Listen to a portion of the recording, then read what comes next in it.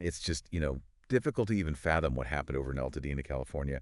Wildfire has just ripped through the community, and the impact is absolutely devastating, Yeah. especially for the historically black residents there. Yeah. So in this deep dive, we're going to try to unpack some of the personal accounts and analyses of this tragedy and try to understand what makes this such a unique situation. Yeah. We're going to look at the just overwhelming scale of the loss, but also dig into the history of this community and how its roots are really intertwined with what's happening right now. Yeah, this story goes so far beyond just the property damage. What we're seeing in these sources is really the destruction of a legacy, a place where generations have built lives. And the numbers themselves are just staggering. Over 13,000 acres burned, more than 4,000 structures gone. Analysts are already predicting this could be the costliest wildfire in U.S. history, reaching a potential $150 billion in damages. Wow. $150 billion. That's Yeah. almost impossible to really wrap your head around. What exactly goes into a figure like that? Well, it's not just about replacing homes. I mean, this figure also accounts for all the ripple effects. Businesses shut down, wages lost. You've got the hit to the local tourism, and then all the costs that are associated with the firefighting and the rebuilding of infrastructure. It just all adds up. It makes you realize just how deeply these fires impact every aspect of life there. And then when you hear the personal stories, it really, hits home. Like Walt Butler. He's this 83-year-old man who dedicated his life to mentoring youth and advocating for the homeless in Altadena. And he lost the home he'd owned for 60 years, all of his awards and memorabilia, even a letter from a Rams coach.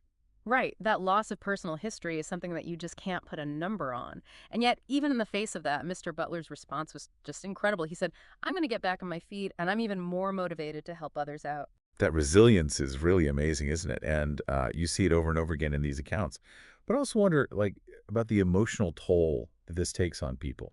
We have the story of Orrin Waters, a musician who lived in Altadena for 50 years. Lost everything, too. His home, studio, gold records. Oh, wow. And he said, all that stuff that you thought was so important can be gone in 5 minutes. I mean, that must make you rethink your priorities. Oh, yeah. It really does. And, for many of the residents in Altadena, their homes represent something even deeper than just a place to live. You see, for much of the 20th century, Black families were actually prevented from living in Altadena because of these legal documents called restrictive racial covenants. Yeah. Now, listeners, you might be unfamiliar with the term racial covenants, but these were basically agreements written into property deeds that barred people of certain races from buying or living in certain neighborhoods. A blatant form of discrimination. Exactly. But then in the 1960s, you have these social shifts and what we call white flight that led to more opportunities for Black families to actually purchase homes in places like Altadena. Right. So for them, it wasn't just about owning a house. It was about achieving a piece of the American dream that had been denied to their parents and their grandparents. Yeah, so these homes weren't just bricks and mortar. They were symbols of progress. They were a testament to the perseverance of Black families. The journalist Nabu Ramu said it perfectly. Those homes represented resilience, strength, and courage. And to see that legacy literally go up in smoke, it's heartbreaking. It really is. It's this collective trauma that ripples through generations. Think about the Williams family. 20 relatives all living near each other, and they lost all 8 of their homes. Ellen Williams, who's one of the family members, said it felt like being in a war. It's a very powerful image that really captures the scale of the loss here. And then tragically, we have stories like Victor Shaw's. He died trying to save his parents' home, hose in hand. It's just, you can only imagine the desperation in that moment, the fierce determination to protect not just a house, but a symbol of everything his family had worked for. Yeah. His story really underscores the profound connection that people have to their homes, particularly in a community like Altadena, where homeownership was hard-won and so deeply intertwined with their identity and heritage. It makes you think about the long road to recovery that these families face, Yeah. both physically and emotionally. Right. It just feels almost overwhelming. But I'm also struck by the incredible stories of hope and resilience that are emerging from this disaster. Yeah, those stories are so vital. They remind us that even in the face of such immense loss, the human spirit finds a way to, persevere. And that spirit is essential to understanding how communities like Altadena will rebuild. Yeah. Amidst all this loss, it's important to focus on those glimmers of hope. Like Minnie Robinson, an 83-year-old resident, Her TikTok video went viral. Oh, I saw that. Yeah, and there she is, standing where her home once stood, and she says, "I will rebuild better than ever. God is good all the time." Oh, yeah. Talk about inspiring. Oh, she is. She's a powerhouse. And you know what's interesting is that Minnie's video wasn't just about her personal strength. It became a rallying cry for that whole community. Like, People were sharing it, donating, offering support. It really demonstrates how these individual acts of resilience can spark wider movements of solidarity. it's a great example of how, social media can be a powerful tool for connection and support in times of crisis. And it's not just individuals stepping up. We're also seeing these amazing grassroots efforts, Yeah. like the Displaced Black Families GoFundMe directory. Yeah, that directory has been it's been huge. It's a centralized hub where people who lost their homes can connect with donors directly. But it's about more than just the money. It's also about fostering a sense of community ownership over the rebuilding process. And that brings us to the incredible work of Shelley Bruce, an artist and community organizer. She's been using her platform to raise awareness and funds. And she brings up a really crucial point. Disaster preparedness often overlooks the specific needs of minority communities. Absolutely. As Shelley points out, research shows that marginalized communities are often hit the hardest by these disasters. They might lack access to resources for fire prevention and mitigation. Their homes might be more vulnerable. And then they face greater obstacles in rebuilding afterwards. It's a systemic issue. It's a sobering thought. It's not just about the immediate impact of the fires, but it's about addressing the underlying vulnerabilities that make some communities more susceptible to harm in the first place. So what can be done about that?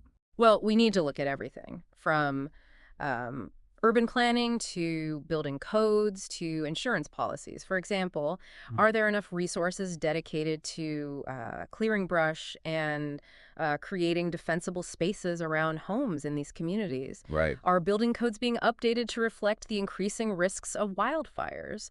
And are insurance companies providing equitable coverage in, these high-risk areas? These are all policy questions that really need to be addressed.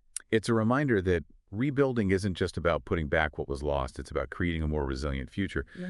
But isn't there also a risk that those long-term aid efforts kind of lose momentum?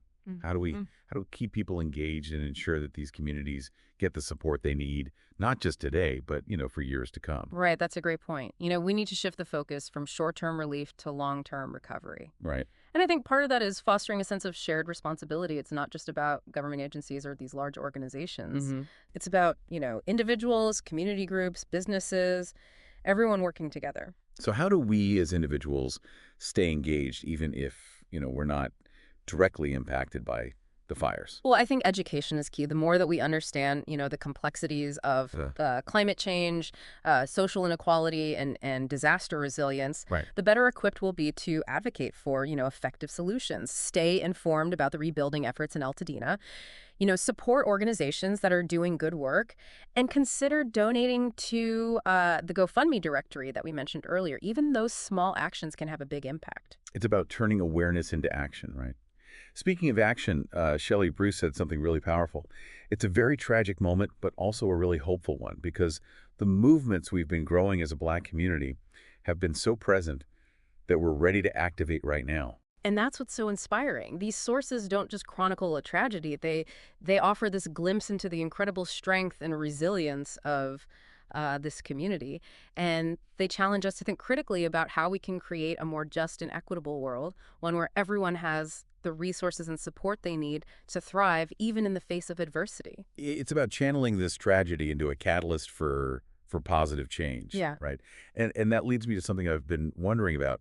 How can we make sure that the rebuilding process in Altadena doesn't just restore what was lost, but actually create something stronger, more resilient, more equitable for everyone? That's the crucial question. I think the answer lies in genuine collaboration. It's about working with the community, listening to their needs, and supporting their vision for the future. It's about investing in sustainable solutions that address those root causes of vulnerability, promoting equitable access to resources, and fostering a sense of community ownership over the rebuilding process. It's not just about rebuilding homes, it's about rebuilding lives, right? Absolutely. What stands out to you from these accounts? What will you carry with you moving forward?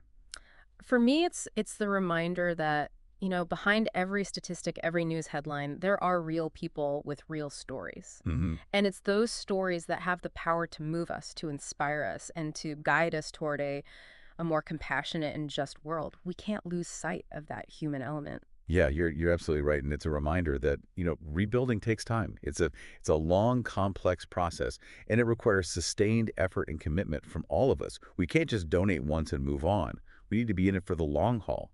Supporting these communities as they navigate the challenges and the triumphs of recovery. It's a marathon, not a sprint. Hmm. And, as we continue this journey, I think it's important to remember that while tragedy can expose our vulnerabilities, it can also reveal our greatest strength. Absolutely, and we see this in the unwavering spirit of the Altadena community, in the outpouring of support from across the country, and in the collective determination to build a better future. It's a testament to the power of hope, resilience, and the enduring belief in the human capacity for good. And to that point, I think it's also important to remember that rebuilding is not just about, bricks and mortar. It's also about healing those emotional wounds that are left by trauma. We need to ensure that these communities have access to mental health services, counseling and support groups. Yeah, we need to address the long-term mental health consequences of this disaster. It's about providing the tools and resources for people to process their grief, rebuild their lives, and find hope for the future. As we talk about this, it strikes me that the Altadena fires are really a microcosm of this much larger issue that we're facing globally. Remember our deep dive a few weeks back on climate change and its impact on vulnerable communities? This is a perfect example of that playing out, in real time. Yeah, that's a great connection.